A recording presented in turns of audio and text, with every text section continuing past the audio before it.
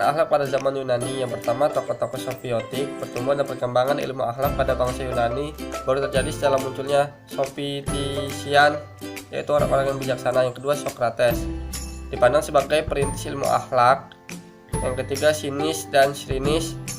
Golongan Sinis yang terkenal adalah Diogenes. Golongan Srinis dibangun oleh Aristippus yang lahir di Serena, kota Barca di utara Afrika. Yang keempat, Plato. Ia adalah seorang ahli filsafat Athena dan murid dari Socrates. Yang kelima, Aristoteles. Dia murid Plato yang membangun suatu pemahaman yang khas. Yang keenam, Stois dan Epikuris. Paham Stois ini diikuti oleh banyak ahli filsafat di Yunani dan Romawi. Agama Nasrani. Pada akhir abad ke-3 Masehi tersiarlah agama Nasrani di Eropa. Agama ini telah berhasil mempengaruhi pemikiran manusia dan membawa pokok-pokok ajaran akhlak yang tersebut dalam kitab Taurat dan Injil. Menurut agama ini, bahwa Tuhan adalah sumber akhlak. Kehidupan masyarakat Eropa di abad pertengahan dikuasai oleh gereja. Pada waktu itu, gereja berusaha memerangi filsafat Yunani serta memenangkan penyiaran ilmu dan kebudayaan kuno. Gereja berkeyakinan bahwa kenyataan hakikat telah diterima oleh wahyu. Apa yang telah diperintahkan oleh wahyu itu benar adanya. Oleh karena itu, tidak ada artinya lagi penggunaan akal dan pikiran untuk kegiatan penelitian. Mempergunakan filsafat boleh saja asalkan tidak bertentangan dengan dekreti uang dikeluarkan oleh gereja atau memiliki perasaan dan mengutamakan gereja. Bangsa Arab pada zaman jahiliyah tidak ada yang menonjol dalam segi filsafat sebagaimana bangsa Yunani, Socrates, Plato, dan Aristoteles, Tiongkok, dan lain-lainnya. Sekalipun demikian, bangsa Arab waktu itu ada yang mempunyai ahli-ahli hikmat yang menghidayakan syair-syair yang mengandung nilai-nilai akhlak. Bahwa bangsa Arab sebelumnya, Islam telah memiliki kadar pemikiran yang minimal pada bidang akhlak, pengetahuan tentang berbagai macam keutamaan dan mengejarkannya.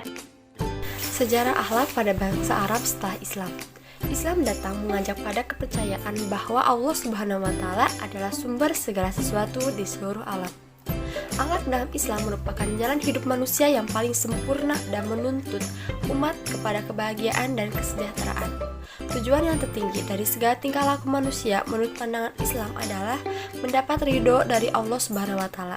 Sesuai dengan firman-Nya yang artinya, sesungguhnya Allah menyuruh kamu berlaku adil dan berbuat kebajikan, memberi bantuan kepada kerabat, dan Dia melarang melakukan perbuatan keji, kemungkaran, dan permusuhan. Dia memberikan pengajaran kepadamu agar kamu dapat mengambil pengajaran. Quran Surat An-Nahl ayat 90. Tokoh yang pertama kali menggegas atau menulis ilmu akhlak dalam Islam adalah pertama, Ali bin Abi Thalib. Ini berdasarkan risalah yang ditulisnya untuk putranya Al-Hasan. Kedua, Ismail bin Mahron Abu An-Nasr As-Saukani, ulama abad kedua Hijriah. Ia menulis kitab Al-Mu'min wa Al-Fajr. Dan yang ketiga, pada abad ketiga Hijriah, Ja'far bin Ahmad Al-Qaumi menulis kitab Al-Mani'at bin Dukhul Al-Jannah. Pada akhir abad ke-15, Eropa mulai mengalami kebangkitan dalam bidang filsafat, ilmu pengetahuan, dan teknologi. Pandangan filsafat ternyata tidak memuaskan ahli-ahli fikir zaman baru. Oleh karena itu, muncullah reformasi pemikiran yang menonjolkan identitasnya sendiri. Di antaranya sebagai berikut. Yang pertama, Descartes, seorang filsafat Prancis menjadi pembangun madhab rasionalisme untuk ilmu pengetahuan dan filsafat. Yang kedua ada John of Salisbury, seorang filsuf Inggris yang terkenal dengan uraiannya menjelaskan kekuatan spiritual berada di atas kekuatan duniawi. Yang ketiga, Bentham dan Stuart Mill.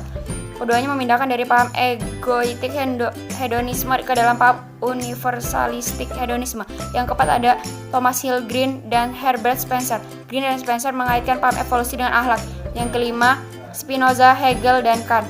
Dalam bukunya Etika tanpa mempunyai struktur seperti sebuah sistem geometri. Yang keenam, Victor Cousin dan Auguste Comte. Cousin adalah salah satu seorang bertanggung jawab menggeser filsafat Prancis dari sensasionalisme menjadi spiritualisme. Yang ketujuh, Pascal, Mill dan Spencer. Sejak Mill dan Spencer hingga sekarang penelitian tentang Allah hanya menjelaskan teori-teori sebagaimana diutarakan di atas. Dengan kata lain, belum ditemukan teori lain.